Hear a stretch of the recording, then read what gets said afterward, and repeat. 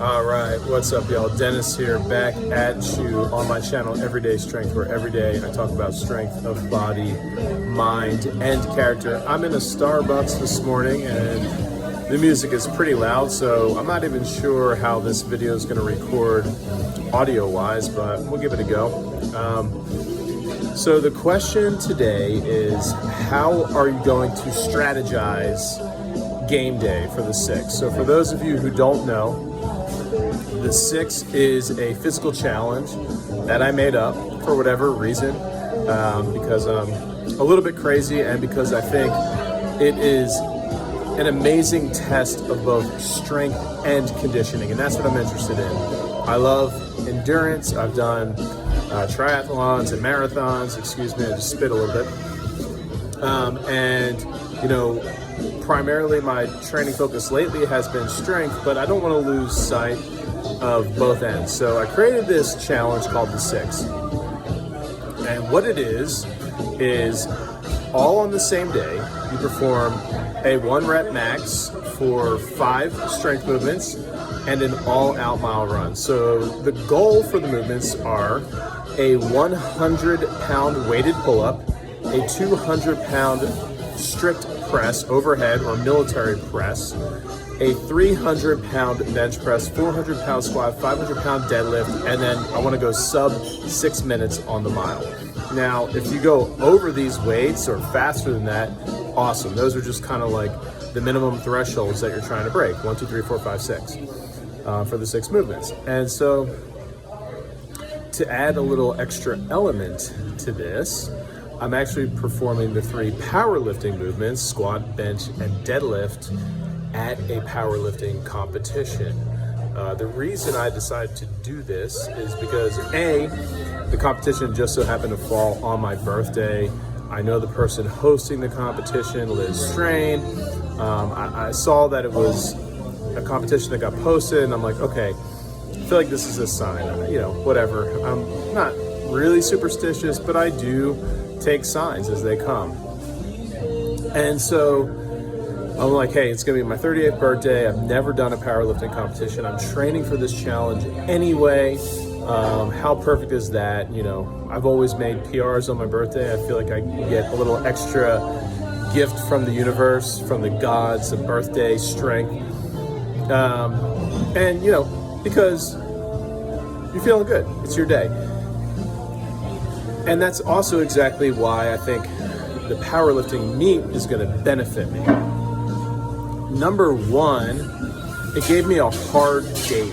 It gave me a hard date to train for, and I think this is really important for anybody who's setting a goal. Pick a hard date, and even better if there's a financial investment with it. I had to pay for the meet. I had to pay for the membership to the USPA. I had to buy a lifting suit or whatever it's called, the onesie, whatever. It's like a wrestling uniform looking thing. And you know, I had to take a day off from work. There was a lot that goes into it where I'm not going to cancel, right? Because if I'm just setting a goal, and let's just say I set the date, but there was no real commitment to that date, like financially or socially, then if training wasn't going as well as I was hoping, or I was feeling a little bit doubt, I could easily just push that day back, and I almost guarantee you I would. So give me the date, it gives me structure to my training, it gives me timing, and it makes me just go for it already, because guess what, guys? I might fail, and that's okay, but I will find out exactly where I'm truly, purely at. Oh God, excuse me, burping.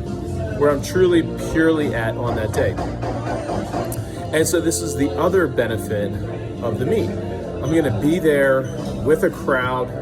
I'm gonna have adrenaline. I'm gonna have all the energy. And so I fully expect to make 3 PRs, to be honest with you, for the squat, the bench. I feel great about the squat and bench. My training numbers indicate that I should PR, especially in that atmosphere.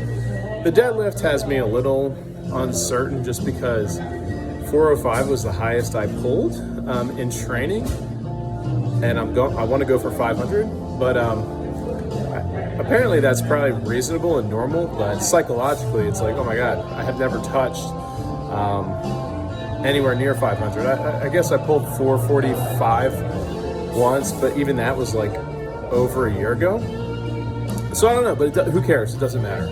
So, okay, so the original question is, how are you going to strategize the day? And that's why I brought up the meet.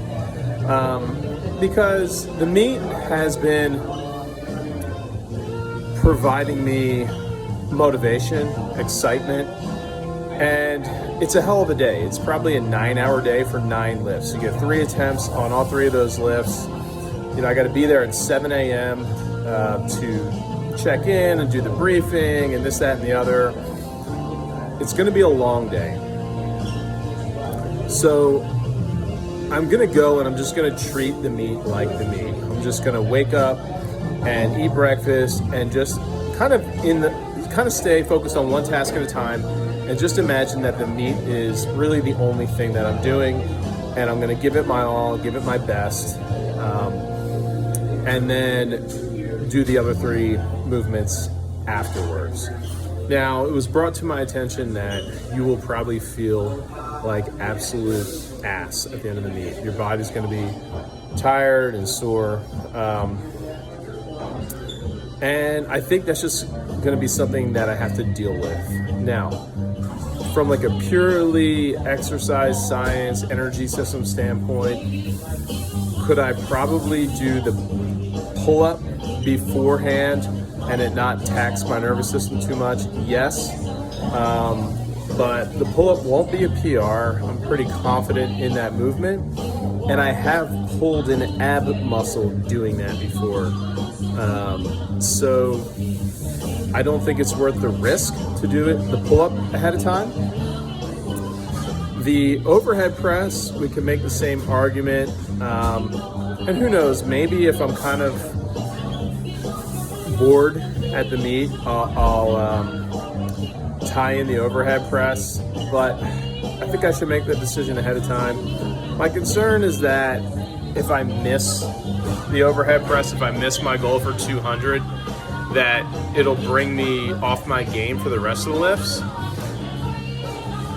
So I'm thinking I'm just gonna save it for the end. Because here's the thing, if I have a great meet, and it's my first meet, and I'm the only weirdo there who's gonna be doing these other 3 things anyway, nobody else cares about that, or probably would even think it was a good idea. That probably was like, why?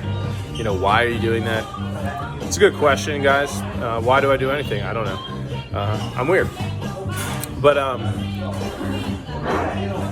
want to experience the meet in its purest form is what I think, and I don't want to have any extra stuff getting in my head. It won't bother me that I'm doing these 3 things at the end. I'm pretty kind of, the way I live my life is so busy, I kind of just stay in the moment anyway. That's a survival thing. If I thought always about the things I had to do later in the day, then I would just crumble with stress and anticipation. So I think I'm going to do the other 3 things at the end. Definitely the run. I'm going to need a good recovery after that. Nutrition is going to be super important. I'm going to have a lot of carbs that day. And, we'll just see, man. I'm okay with whatever happens. Don't get me wrong. Like, just because I'm somewhat realistic and know that it's possible that I could fail, doesn't mean that I'm going to not go absolutely crazy giving it my all. I've always been a game day competitor. I've always exceeded what I thought were my physical capabilities in competition. I run high on adrenaline. That's why I always sucked at basketball. I had way too much adrenaline. Better football player. Golf, even adrenaline probably got my way with golf, but that's different. It's so slow paced. Anyway, so that's it. So that's my strategy. I'm going to treat the powerlifting comp just like I would any other powerlifting comp. At the end, before I cool down too much, I'll hit the pull up, I'll hit the press, and then we're going to get a snack, go home, hit the run, and hopefully I'll report back with absolute success across the board. If not, then let's look at where I fell short, work the weaknesses, and keep going. I'm not going to stop till I get this challenge done. I will get it done, and I hope you all think it's awesome, and other people give it a try in the future. All right, y'all. Peace.